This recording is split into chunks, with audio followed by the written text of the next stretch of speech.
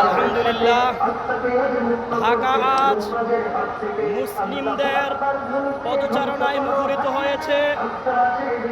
আমরা এই March for গাজার ঐতিহাসিক আমরা এই সমাবেশ থেকে জানিয়ে দিতে চাই, বিশ্বের সমস্ত মুসলিম ঐক্যবদ্ধ হয়েছে বাইতুল মুকাদ্দাস এবং ফিলিস্তিনকে স্বাধীন করার আগ পর্যন্ত আমরা আমাদের এই মার্চ চালিয়ে যাব ইনশাআল্লাহ।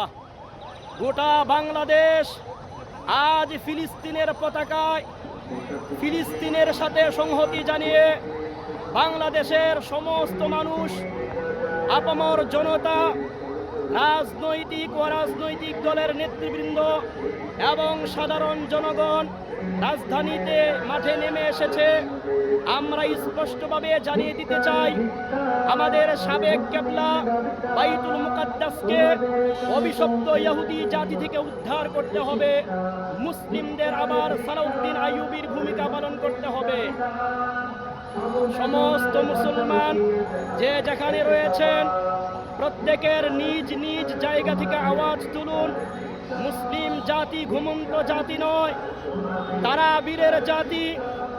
উমর ইবনুল খাত্তাব রাদিয়াল্লাহু আনহু সেই বাইতুল মুকাদ্দাসকে আযাদ করেছিলেন।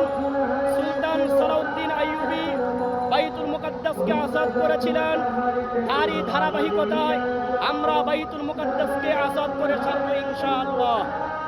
আজ বাংলাদেশের রাজধানী তাওহীদি জনতা, আপামর মুসলিম জনতা এবং সমস্ত মানুষের পদচারণায় মুখরিত হয়েছে। সকলের মুখে একটাই আওয়াজ, ফিলিস্তিন ফিলিস্তিন, জিন্দাবাদ জিন্দাবাদ, ইসরাইল ইসরাইল, নিপাত যাক নিপাত যাক। আমরা মুসলিম জনতা ফিলিস্তিনের প্রতি সংহতি জানিয়ে আজ মাঠে নেমে এসেছি, রাস্তায় নেমে এসেছি।